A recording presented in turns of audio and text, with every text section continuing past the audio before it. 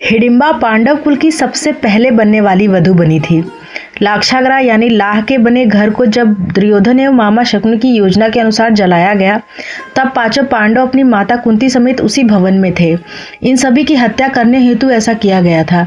अपने सामर्थ्य एवं दैविक कृपा से वो वहां से बच निकले और भेष बदल के रहने लगे। इसी क्रम में वे एक जंगल में पहुंच गए। रात अंधेरी थी और जंगल घना था। जमीन पर बड़े बड़े झाड़ उगे थे, जिसके कारण चलना मुश्किल हो गया था। तब धर्मराज युधिष्ठिर ने भीम से उन सभी को ले जाने का अनुरोध किया। भीम ने अपनी शक्ति का परिचय देते हुए अपनी माता सहित अपने चारों भाइयों को उठाकर चलना प्रारंभ किया। जब वे वन में ऐसे स्थान पर पहुंचे जहां धरती समतल और कोमल घासों से ढकी थी, तब वहां भीम ने सबको धरती पर उतारा और सब भाइयों ने मिलकर सोने के लिए व्यवस्था की। पांचों भाई बारी बारी जागकर अपने सोते हुए परिवार की रक्षा करते थे। इस बार भीम की बारी थी। वह जंगल अपने वृक्ष, चट्टान सहित काली शक्तियों के प्रभाव के कारण मायावी था तथा एक शक्तिशाली एवं मायावी राक्षस हिडिंब का राज्य बना था। जंगल में आने वाला कोई भी मानव इस मायावी स्थान से निकल नहीं पाता था, अपितु राक्षसों का आहार बन जाता था। इन राक्षसों की घ्राण शक्ति यानी कि सूंघने की शक्ति बड़ी तेज थी। जंगल में वो मानव के प्रवेश को तुरंत भांप लेते थे। जब राक्षस राज हिडिंब को इन मनुष्यों के आने का पता चला, तो वह मानव मांस खाने के लिए ललायत उठा। उसने अपनी बहन हिडिंबा को उन मनुष्यों को उनके सामने प्रस्तुत करने का आदेश दिया। हिडिंबा पांडवों के समीप जा पहुंची। भीम को देखकर हिडिंबा मोहित हो गई। वह सोचने लगी, ये एक शक्तिशाली पुरुष जिसका हृदय इतना कोमल है कि अपने परिवार को सुरक्षा प्रदान कर रहा है, उससे अच्छा जीवन साथी और कौन हो सकता है। मैं धन्य हूँ यदि वह मेरा पति बने। फिर उसे अपने क्रूर भाई की आज्ञा का स्मरण हुआ। देवी हिडिंबा ने अपनी मायावी शक्तियों से स्वयं को एक सुंदर युवती में बदल लिया और भीम के पास गई। पहले जंगल में भटकी हुई युवती की भांति अनेक प्रकार की बातें कही। फिर जब भीम ने उन्हें रक्षण देने की बात कही, तब वे वहीं पर बैठ गई। हालांकि आराम कर रहे युधिष्ठिर और अर्जुन को देवी हिडिंबा पर धीरे धीरे संदेह भी होने लगा था, परंतु उन्होंने सुरक्षा को ध्यान में रखते हुए सोए रहने का स्वांग किया। आसपास क्या हो रहा है इस पर चुपचाप ध्यान दे रहे थे। इधर देवी हिडिंबा से भी यह सच छुप नहीं रहा था।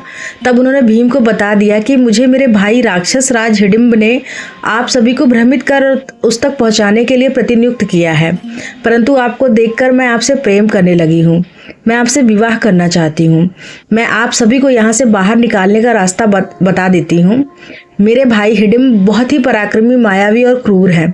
उनके आने से पहले आप लोग सुरक्षित स्थान पर चले जाइए।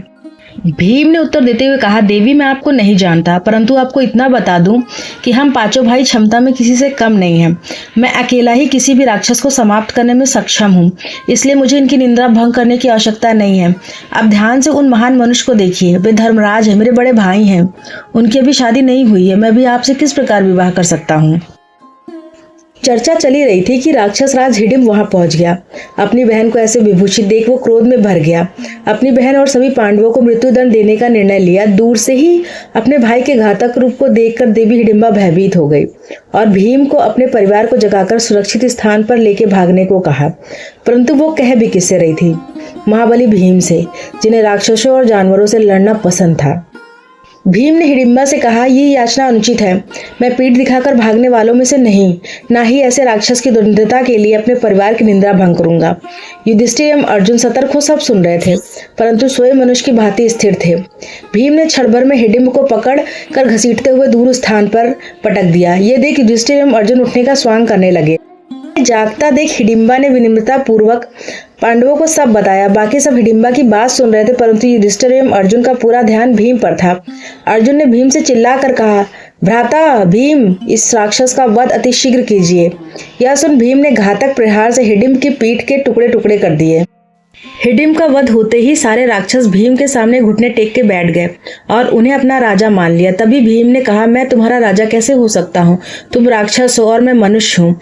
तब उनके मंत्री ने कहा, हे राजन, हमारे यहाँ परंपरा है कि जो हमारे राजा को मारता है वही अगला राजा बनता है। एक शक्तिशाली राजा ही अपनी प्रजा को सुरक्षा प्रदान कर सकता है, और प्रभु आप तो राक्षस राज हिडिंब से भी अत्यधिक शक्तिशाली हैं। ये सुनकर भीम ने कहा, परंतु मैं आपका राजा नहीं बन सकता। तब फिर से हाथ जोड़कर उनके मंत्री ने कहा, राजन ऐसा न कहें, बिना राजा के प्रजा अनाथ हो जाती है, जंगल राज हो जाता है। इन सब बातों को सुनकर धर्मराज युधिष्ठिर ने विचार करने हेतु समय मांगा। तभी वहां देवी हिडिंबा आकर पांडु पुत्र भीम से कहती हैं, हे राजन, कृपया कर मेरे प्रेम को स्वीकार करें, मुझे अपनी पत्नी बनने का सौभाग्य दें। इस पर भीम ने कहा, ऐसा कैसे हो सकता है? तुम राक्षस कुल की हो, मैं मनुष्य हूँ, मेरे समाज में क्या तुम्हें वांछित स्थान मिल पाएगा? तब देवी हिडिंबा ने कहा, मुझे आपके समाज की स्वीकृति की इच्छा नहीं है, अब तो आपकी स्वीकृति की इच्छा है। आप यहाँ का राजा बन मुझसे विवाह कर 1 वर्ष तक मेरे साथ रहें। जब मुझे पुत्र रत्न की प्राप्ति हो जाएगी, आप यहाँ से प्रस्थान कर सकते हैं। हम मायावी जाति हैं, मेरा पुत्र जन्म के कुछ समय बाद ही युवावस्था को प्राप्त हो जाएगा, तब आप यहाँ से प्रस्थान कर सकते हैं। मैं आपको नहीं रोकूंगी, मेरे पुत्र के रूप में इस कबीले को उसका राजा मिल जाएगा। फिर रोते हुए माता कुंती के चरणों में गिरकर कहा, माता, एक स्त्री के प्रेम की पीड़ा तो आप समझ ही सकती हैं, मुझे अपनी पुत्र वधू के रूप में स्वीकार कर लीजिए माता। 1 ही वर्ष की तो बात है, मेरा भी कल्याण हो जाएगा और इस कबीले का भी।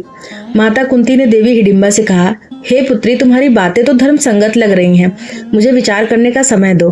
फिर चर्चाओं के उपरांत माता कुंती सहित सभी पांडव इस बात पर सहमत हो गए कि इस प्रकार प्रजा को अनाथ करके जाना धर्म संगत नहीं है। फिर भीम ने कबीले का राजा होना स्वीकार किया, देवी हिडिंबा से विवाह किया और उनका एक पुत्र हुआ, महाबली घटोत्कच। मायावी राक्षस होने के कारण जन्म के कुछ समय उपरांत ही घटोत्कच शिवा हो गए और अपने पिता भीम, अपनी पितामही देवी कुंती सहित अपने सभी काकाओं को दंडवत प्रणाम किया और उन्हें वचन दिया कि जब भी पांडवों को उनकी आवश्यकता पड़ेगी, वह केवल स्मरण मात्र से वहां उपस्थित हो जाएंगे। देवी हिडिंबा ने भी अपने वचन अनुसार अपने पति भीम और उनके भाइयों तथा उनकी माता देवी कुंती को विदा किया।